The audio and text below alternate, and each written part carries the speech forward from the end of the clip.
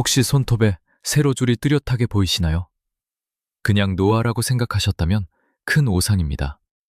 지금 이 순간 여러분의 콩팥이 조용히 비명을 지르고 있다는 신호일 수 있습니다. 서울대병원 신장내과 15년 추정 연구 결과 손톱 세로줄이 뚜렷한 60대 이상분들 중 10명 중 7명이 콩팥 기능 저하를 겪고 있었습니다. 더 놀라운 건 그분들 대부분이 매일 아침 건강을 위해 드신 바로 그 음식 때문이었다는 사실입니다. 저는 20년간 신장내과에서 수천 명의 환자를 치료해온 최동현입니다. 오늘 제가 말씀드릴 내용은 어쩌면 평생 믿어온 건강상식을 뒤집을 수도 있습니다. 하지만 이것을 모르시면 10년 후 투석기 앞에서 후회하실 수 있습니다. 지금 전국에는 투석을 받는 분이 10만 명이 넘습니다. 10년 전보다 2배가 늘었습니다. 그분들은 한결같이 이렇게 말씀하십니다. 아무 증상이 없었어요. 건강하다고 생각했는데. 오늘 제가 알려드릴 3가지만 바꾸시면 여러분의 콩팥은 10년을 더 젊게 지낼 수 있습니다. 시작하기 전에 구독 버튼을 눌러주세요. 여러분의 건강을 지키는 정확한 정보를 계속 전하겠습니다. 자, 질문 하나 드리겠습니다. 오늘 아침 따뜻한 미역국 한 그릇 드셨습니까? 그 옆에 빨간 김치도 함께 드셨습니까? 드셨다면 끝까지 집중해 주십시오. 지금부터 말씀드릴 내용이 여러분의 남은 인생을 바꿀 수 있습니다. 우리 어르신들에게 아침 미역국은 평생의 습관입니다.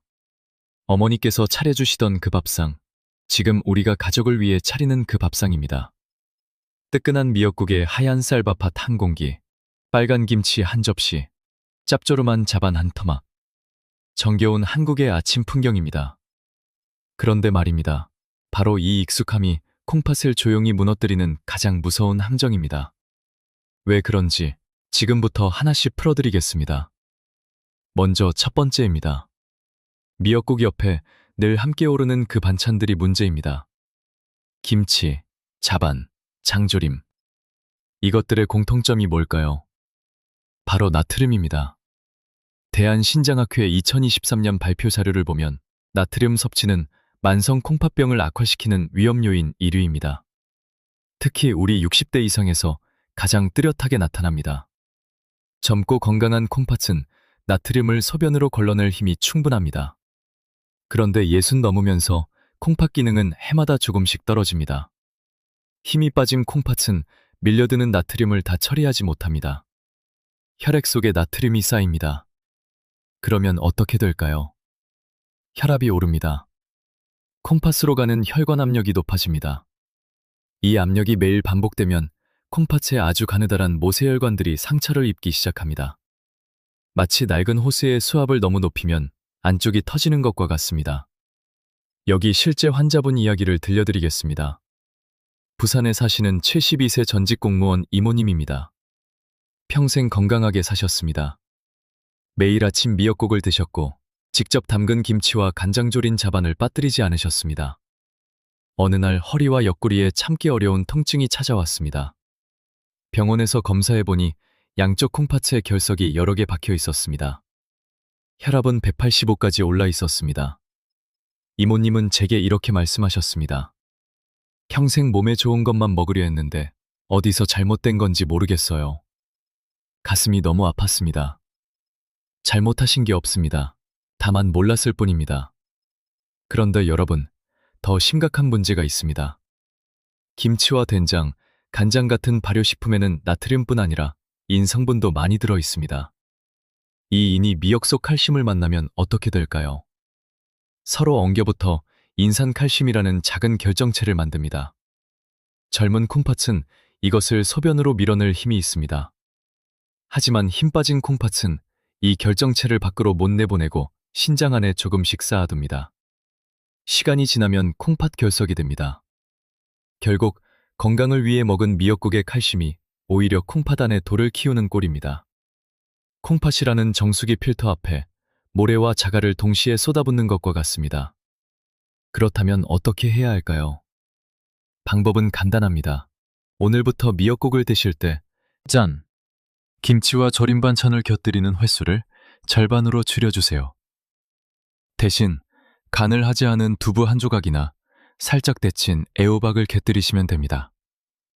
이것만으로도 콩팥이 받는 부담이 절반으로 줄어듭니다. 작은 변화 하나가 콩팥 수명을 몇 년은 늘려줄 것입니다. 자, 그런데 말씀입니다. 짠반찬을 줄이는 것만으로는 충분하지 않습니다. 지금부터 말씀드릴 두 번째 습관은 평생 반복해오신 바로 그 조리 방법에 숨어 있습니다. 여러분, 미역국 끓이실 때 이렇게 하시나요? 냄비를 먼저 달굽니다. 참기름을 두릅니다. 불린 미역을 넣고 달달 볶습니다. 그래야 국물이 뽀얗게 우러나고 고소한 맛이 깊어진다고 배우셨죠? 아마 대부분 고개를 끄덕이실 겁니다. 어머니께서 그렇게 하셨고 할머니께서도 그렇게 하셨으니까요. 저도 어릴 적 어머니가 미역 볶을 때 올라오던 그 고소한 냄새를 지금도 기억합니다. 그런데 의사로서 오늘 꼭 말씀드려야 할 불편한 진실이 있습니다. 그 고소한 냄새가 올라오는 순간 참기름은 비명을 지르고 있었습니다. 그 비명이 콩팥에 조용히 독을 붓고 있다는 신호였습니다. 과학적으로 설명드리겠습니다. 참기름은 본래 몸에 아주 이로운 불포화 지방산이 풍부합니다. 그런데 치명적인 약점이 하나 있습니다. 발연점이 매우 낮다는 것입니다. 발연점이란 기름이 타기 시작하는 온도입니다. 참기름 발연점은 160도에서 170도입니다. 그런데 냄비를 달고 미역을 볶을 때 온도는 순식간에 200도에서 220도까지 올라갑니다. 이 순간 참기름 속 좋은 성분들은 모두 파괴됩니다. 대신 아주 위험한 물질들이 만들어집니다. 그 물질의 이름은 벤조피렌과 알데하이드입니다. 세계보건기구 산하 국제암연구소가 벤조피렌을 인체 발암물질 1군으로 분류했습니다. 담배 연기와 같은 등급입니다. 알데하이드는 몸속 염증을 일으키는 강력한 독성 물질입니다. 참기름이 타면서 올라오는 그 매키하고 고소한 연기 속에 이 두 가지가 섞여 있습니다. 이 독성 물질들은 미역에 뒤섞여 국물에 녹아듭니다. 우리가 한 숟가락씩 뜰 때마다 독소들은 혈액을 타고 온몸을 돌다가 결국 콩팥으로 모입니다. 연세대 의대 연구팀 발표에 따르면 고온조리 음식을 지속 섭취한 60대 이상 그룹에서 혈중염증 수치 CRP와 크레아티닌 수치가 유의미하게 높게 나타났습니다. 제가 진료했던 68세 은퇴교사 정모님 이야기입니다. 술도 담배도 안 하셨고 매일 아침 뒷산을 오르실 만큼 건강관리를 철저히 하셨습니다. 그런데 건강검진에서 콩팥 기능이 정상인의 절반으로 떨어졌다는 결과가 나왔습니다. 식습관을 꼼꼼히 여쭤봤습니다. 결정적 단서를 발견했습니다. 정모님은 30년 넘게 미역국 끓일 때마다 참기름이 타서 연기 날 정도로 오래 볶는 게 제대로 된 조리법이라 믿어오셨습니다. 부엌 천장에 배어있던 그 기름 냄새가 사실은 콩팥의 배포를 서서히 죽이고 있었습니다. 조직 검사 결과 콩팥 사고체는 만성염증으로 쪼그라들고 있었고 셰피줄들은 딱딱하게 굳어가고 있었습니다. 정모님은 이렇게 말씀하셨습니다. 내 몸에 독을 끓여 붓고 있는 줄도 모르고 30년을 살았다니 정말 억울해요. 아 참, 말씀드리다 보니 중요한 걸 깜빡할 뻔했네요. 지금 바로 바꾸실 수 있습니다. 방법은 아주 간단합니다. 미역을 절대 참기름에 볶지 마세요. 대신 찬물에 충분히 불린 미역을 그대로 냄비에 넣고 물 부어 끓이세요. 그리고 참기름이나 들기름은 불을 완전히 끄고 그릇에 담은 뒤 마지막에 한 숟가락만 살짝 들러 드시면 됩니다. 순서만 바꾸면 열에 약한 좋은 성분은 살아나고 독성 물질은 안 만들어집니다. 고소한 맛은 그대로 즐기시면서 콩팥은 온전히 지키실 수 있습니다. 자, 아직 좋아요 버튼 누르지 마세요. 지금부터 말씀드릴 세 번째가 가장 중요합니다. 한국인은 밥심으로 산다고 하셨죠? 그 밥이 마지막 범인입니다. 솔직하게 말씀드리겠습니다. 저도 한국 사람입니다. 뜨끈한 미역국에 갓 지은 하얀 쌀밥 한 공기 말아서 김치 한 조각 얹어 후루룩 드시는 그 맛, 저도 압니다. 세상에서 가장 든든한 한 끼였습니다. 우리 어르신들에게 흰쌀밥은 단순한 음식이 아닙니다. 평생의 힘이자 위안이었습니다. 그래서 이 말씀을 드리는 게 저도 참 마음이 무겁습니다. 하지만 20년간 수천 명의 콩팥 환자를 곁에서 지켜본 의사로서 더 이상 이 진실을 미룰 수가 없습니다. 콩팥 기능이 떨어지기 시작한 분들께 미역국에 흰쌀밥을 말아 드시는 습관은 콩팥을 설탕물에 천천히 절이는 것과 다름없습니다. 왜 그런지 차근차근 설명드리겠습니다. 흰쌀밥은 도정 과정을 거치면서 섬유질과 영양소가 대부분 깎여나갑니다. 순수한 탄수화물 덩어리만 남습니다. 이걸 뜨거운 국물에 말아서 후루룩 드시면 씹는 과정이 거의 생략됩니다. 씹는 행위가 왜 중요할까요? 음식을 꼭꼭 씹으면 입안에서 침과 함께 소화가 천천히 시작됩니다. 덕분에 혈당이 서서히 단계적으로 오릅니다. 그런데 국물에만 밥을 빠르게 삼키면 이 중요한 첫 단계가 완전히 생략됩니다. 음식이 위장으로 곧바로 쏟아져 내려가면서 소화 흡수 속도가 비정상적으로 빨라집니다. 식사 후 불과 20분에서 30분 사이에 혈당이 급격히 치솟는 혈당 스파이크가 발생합니다. 국에 밥을 말아 후루룩 드시는 건 당분을 혈관에 직접 주사하는 것과 다름없습니다. 치솟은 혈당은 혈액을 끈적끈적하게 만듭니다. 맑아야 할 혈액이 탁한 설탕물처럼 변하면 우리 몸에서 가장 가늘고 예민한 혈관 덩어리인 콩팥 사구체를 통과할 때 엄청난 압력을 가합니다. 끈적한 혈액은 사구체 미세혈관을 조금씩 막아버리고 혈관벽에 염증을 일으키며 결국 콩팥이 딱딱하게 굳어버리는 신장경화증으로 이어집니다. 말기 신부전으로 투석받게 되는 원인 1위가 당뇨병이라는 사실, 대한신장학회 2022년 자료에 명시된 엄중한 현실입니다. 이쯤에서 이렇게 말씀하시는 분 계실 겁니다. 미역에는 알긴산이라는 식이섬유가 있으니 밥이랑 같이 먹으면 혈당이 덜 오르지 않나요? 이론적으로는 맞습니다. 알긴산이 혈당 흡수를 늦추는 건 사실입니다. 그러나 현실은 다릅니다. 미역국 한 그릇에 들어가는 미역량은 기껏해야 10g에서 15g 정도입니다. 이 정도 알긴산은 밥 한 공기, 엄청난 양의 탄수화물이 쓰나미처럼 쏟아져 들어오는 걸 막아낼 수 없습니다. 더욱이 국물에 말아 빠르게 드시면 알긴산이 보호막을 형성할 시간조차 없습니다. 제가 잊지 못하는 환자 한 분 계십니다. 65세 조모님입니다. 당뇨 전 단계 진단받으셨지만 아직 약 드실 단계는 아니라는 말 들으시고 크게 안심하셨습니다. 생신날 아침, 자녀분들이 정성껏 끓여드린 소고기 미역국이 너무 맛있어서 흰쌀밥 2공기나 말아 드셨습니다. 식사 마치고 2시간 채 안 돼서 눈앞이 캄캄해지고 식은땀이 흐르더니 그대로 거실 바닥에 쓰러지셨습니다. 응급실에서 혈당 측정해보니 400이 넘었습니다. 콩팥 기능 수치는 급격히 나빠져 있었습니다. 고혈당으로 콩팥이 버티지 못하고 멈춰버린 겁니다. 즐거워야 할 생신날이 콩팥과의 작별식이 될 뻔했습니다. 조모님은 병상에 누워 이렇게 말씀하셨습니다. 밥심으로 산다고 생각해서 든든하게 먹었는데 그 밥이 내 콩팥을 공격할 줄은 꿈에도 몰랐어요. 여러분, 마지막으로 미역국에 밥 말아 드신 게 언제입니까? 혹시 오늘 아침은 아닙니까? 오늘부터는 밥을 국에 말지 마세요. 밥은 따로 덜어 천천히 씹어 드세요.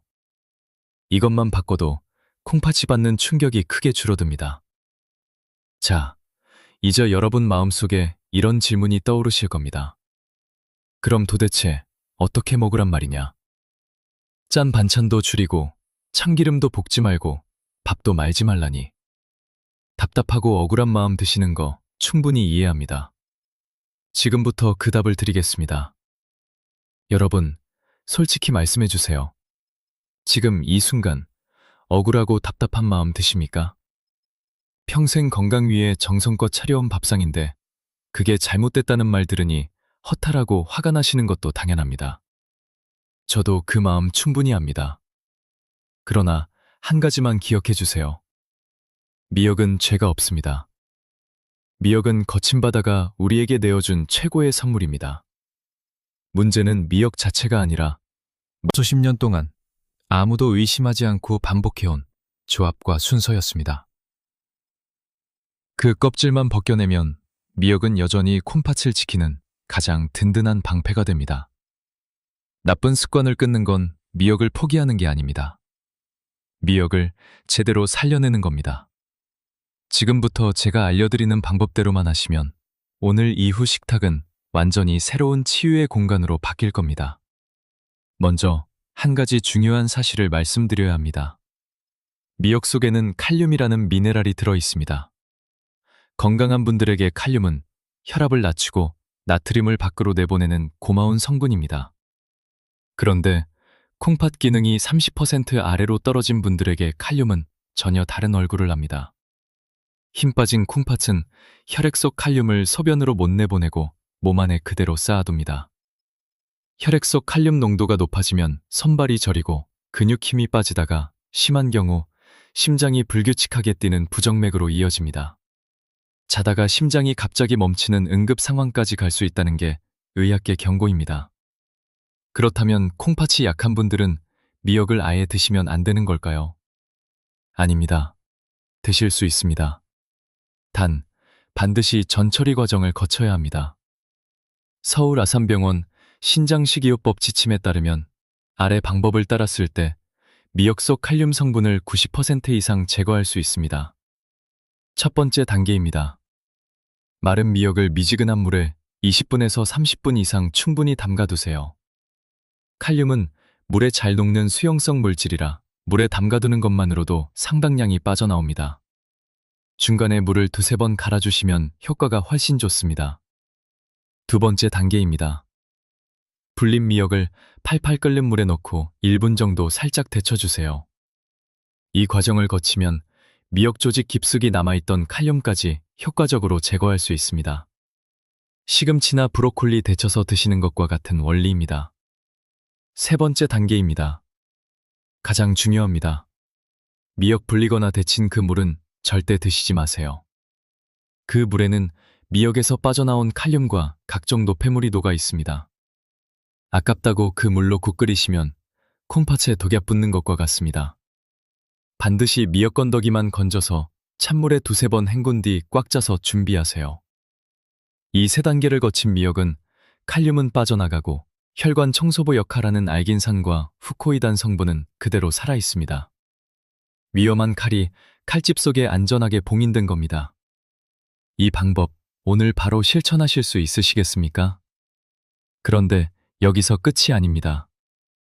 같은 미역이라도 언제 드시느냐에 따라 약이 되기도 하고 그냥 음식으로 끝나기도 합니다. 지금부터 말씀드릴 단 하나의 시간이 콩팥 건강을 완전히 바꿔놓을 겁니다. 한 가지 여쭤보겠습니다. 같은 약이라도 식전에 먹느냐 식후에 먹느냐에 따라 효과가 완전히 달라진다는 거 알고 계십니까? 음식도 마찬가지입니다. 아무리 좋은 음식이라도 언제 드시느냐에 따라 약이 되기도 하고 그냥 지나치기도 합니다. 콩팥을 살리는 미역 섭취의 골든타임은 바로 식사 15분 전입니다. 왜 하필 15분 전일까요? 여기에는 놀라운 인체 비밀이 숨어 있습니다. 우리가 빈속에 미역을 먼저 먹으면 미역 속 알긴산 성분이 위장벽에 얇고 투명한 젤 형태 보호막을 만들기 시작합니다.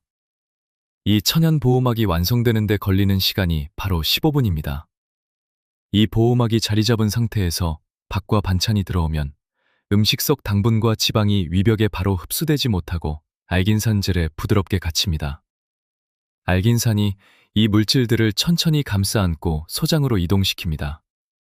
덕분에 식후 혈당이 급격히 오르는 걸 막아주고 콩팥으로 한꺼번에 쏟아지는 독소 양을 크게 줄여줍니다. 마치 콩팥이라는 정수기 필터 앞에 튼튼한 걸름망을 하나 더 설치하는 것과 같습니다. 국제학술지 저널 오브 펑셔널 푸즈 2018년 발표 연구 결과에 따르면 식사 전에 해조류를 먼저 섭취한 그룹은 그렇지 않은 그룹보다 식후 혈당 수치가 28%에서 32%까지 낮게 나타났습니다. 약을 먹지 않고 먹는 순서와 시간만 바꿨을 뿐인데 콩팥이 받아야 할 충격이 30% 가까이 줄어든 겁니다. 단, 위장이 약하거나 소화력이 떨어지시는 분들은 빈속에 차가운 미역 드시면 속이 불편하실 수 있습니다. 그런 분들은 미지근한 물 한 잔을 먼저 드시거나 따뜻하게 데친 두부 한 조각과 함께 드시면 위장에 부담 없이 효과 보실 수 있습니다. 방법은 단 2가지입니다. 미역을 물에 담가 칼륨을 뺀다. 그리고 밥 먹기 15분 전에 먼저 먹는다. 이 2가지만 지켜도 미역은 콩팥을 지키는 가장 든든한 방패가 되어줄 겁니다. 오늘 배운 콩팥을 살리는 이 숫자 15를 댓글창에 적어주세요. 15분의 기적을 믿고 실천하겠다는 굳은 의지를 보여주세요. 그 숫자 하나가 10년 뒤 콩팥 건강을 결정짓는 중요한 열쇠가 될 겁니다. 자, 이제 빠진 자리를 채울 차례입니다. 짠 반찬이 빠진 자리, 볶은 참기름이 빠진 자리, 말아먹던 흰쌀밥이 빠진 자리. 이 자리들을 오히려 콩팥을 살리는 더 좋은 재료들로 채워드리겠습니다. 잃는 게 아니라 더 좋은 것으로 바꾸는 겁니다. 지금부터 말씀드리는 이 조합대로만 드신다면 미역은 단순한 반찬이 아니라 콩팥을 지키는 최고의 천연 치료제가 될 겁니다. 첫 번째입니다. 짠 반찬 자리에는 식초를 넣은 미역 오이 청무침을 올려주세요. 식초 속 유기산 성분은 2가지 놀라운 역할을 합니다. 첫째, 미역 속 칼슘과 마그네슘 같은 미네랄이 우리 몸에 잘 흡수되도록 도와줍니다. 둘째, 탄수화물이 당분으로 변하는 속도를 늦춰 식후 혈당 지수를 최대 30%까지 낮춰줍니다. 식초가 혈당의 브레이크 역할을 하고 미역이 위장 보호막을 쳐주는 이 조합은 콩팥이 받는 충격을 동시에 2방향에서 막아주는 이중 방어막입니다. 앞서 배운 대로 칼륨 뺀 미역에 식초 1숟가락, 다진 마늘 조금, 아주 적은 양 설탕 넣고 조물조물 묻혀서 식사 15분 전에 먼저 드세요. 2번째입니다. 볶은 참기름 자리에는 생들기름을 마지막에 들러주세요. 들기름은 식물성 기름 중에서 오메가3 지방산 함량이 가장 높은 기름입니다. 이 오메가3는 만성 콩팥병 가장 큰 원인인 몸속 염증 수치를 낮추는 데 탁월한 효능을 발휘합니다. 콩팥 사고체에 염증이 생기면 필터가 붓고 기능이 떨어지는데 들기름 오메가3이 이 부기를 가라앉히고 손상된 세포막을 서서히 재생시켜줍니다. 단, 들기름도 발연점이 낮기 때문에 절대 가열해서는 안 됩니다. 국이 다 끓고 불을 완전히 끈 뒤 그릇에 담고 나서 생들기름 1숟가락을 살짝 둘러 드세요. 이렇게 하시면 열에 약한 오메가3가 파괴되지 않고 온전히 콩팥으로 전달됩니다. 참기름 고소한 맛을 도저히 포기하기 어려우신 분들도 똑같은 방법으로 불 끄고 마지막에만 향이 피는 방식으로 사용하시면 됩니다. 세 번째입니다. 흰쌀밥 자리에는 으깬 두부를 채워주세요. 콩팥 기능이 떨어지신 분들의 가장 큰 고민 중 하나가 단백질입니다. 고기를 먹자니 인과 요산 수치가 걱정되고 안 먹자니 근육이 빠져 기력이 없어집니다. 이 고민을 한 번에 해결해주는 게 바로 두부입니다. 두부는 콩팥에 부담 주는 독소가 거의 없는 순수한 식물성 단백질입니다. 특히 두부 속 사포닌과 이소플라본 성분은 딱딱하게 굳어가는 콩팥 혈관을 부드럽게 풀어주는 강력한 항산화제 역할을 합니다. 미역국 끓이실 때 두부를 칼등으로 부드럽게 으깨서 듬뿍 넣어보세요.